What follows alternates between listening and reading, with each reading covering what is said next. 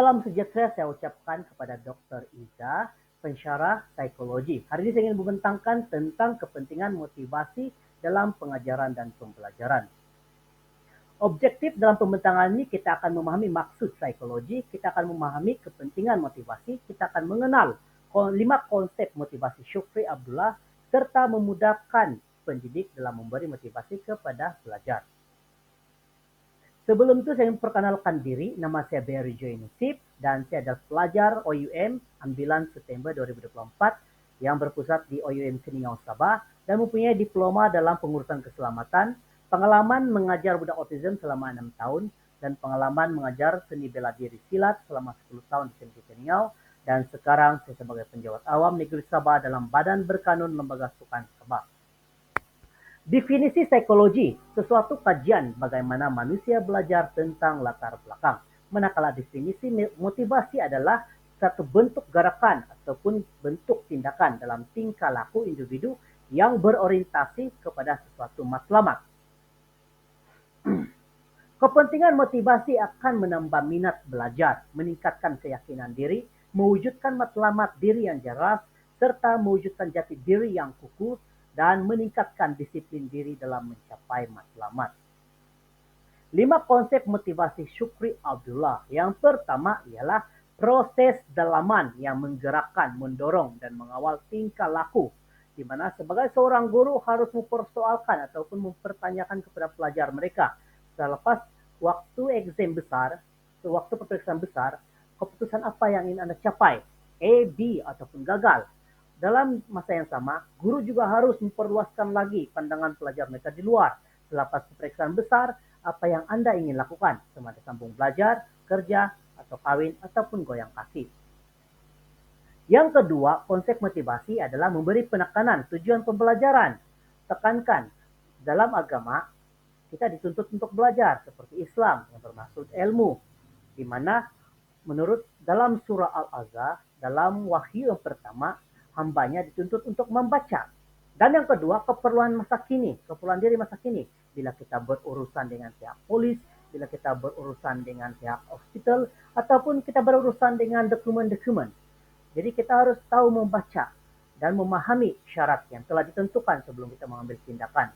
Dan yang ketiga adalah kewajiban sebagai rakyat Malaysia, di mana kalau kita ingin mengapply pekerjaan dalam bidang kerajaan, kita harus mempunyai kelayakan yang sesungguhnya. Demikian juga dalam bidang swasta, kita harus mempunyai kelayakan sesungguhnya, STM, diploma, degree, dan sebagainya. Motivasi, konsep motivasi yang ketiga adalah guru harus tahu menarik minat ataupun mencetus rasa ingin tahu kepada pelajar mereka. Seperti contoh, mengajar menggunakan visual, mengajar menggunakan video pendek, di mana guru tersebut memamerkan visual ataupun video, lalu mempersoalkan pelajar mereka. Siapa, di mana, bagaimana, kenapa, harus, masa, demikian.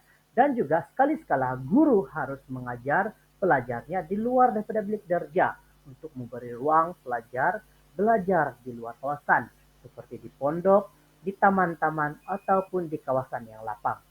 Manakala yang berkaitan dengan tugasan luar, yang mempunyai tugasan luar seperti kawasan kajian luar, guru harus mendorong pelajar tersebut untuk melakukan tugasan luar seperti kajian pertanian, kajian peternakan, ataupun kajian berkaitan dengan sejarah-sejarah. Maka dengan itu pelajar tersebut terdorong dan mencetus rasa ingin tahu lebih dalam lagi tentang hal tersebut. Yang keempat, memberi ganjaran. Daripada pengalaman saya mengajar budak autism, di mana kami menggunakan sistem token. Seperti contoh, kami memberi tugasan kepada pelajar tersebut, dan dalam masa yang sama apabila siap, dalam masa yang sama kami akan memberi token gambar visual rehat. Tak hanya Anda telah melaksanakan tugasan Anda dengan baik, ini adalah masa rehat Anda, ataupun token sistem token bintang. Dalam melaksanakan tugasan tersebut, tak hanya Anda melaksanakan tugasan Anda dengan baik, ini adalah gambar bintang Anda, tak hanya seperti itu.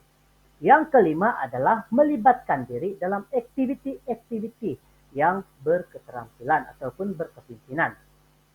Di mana dalam gambar yang pertama, kami melakukan aktiviti fisikal dengan pelajar saya di mana umur 24 tahun untuk meningkatkan lagi daya tahan otot serta meningkatkan lagi keberanian diri dalam melakukan sesuatu perkara. Demikian juga dalam gambar yang ketiga, di mana kami membawa pelajar kami ke suatu tempat seperti kedai makan. Dan dia akan berperanan sebagai pekerja mengambil pesanan dan membuat pesanan tersebut dan memberikan pesanan tersebut kepada pelanggan. Maka dengan itu dalam diri mereka akan timbul rasa keberanian dan timbul jati diri serta kepemimpinan yang baik.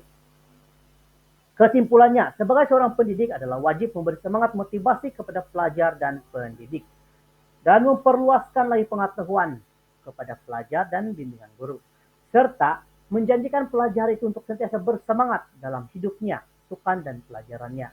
Dalam masa yang sama, menjadikan pendidik yang penuh keyakinan ataupun mempunyai motivasi yang tinggi untuk membimbing pelajarnya.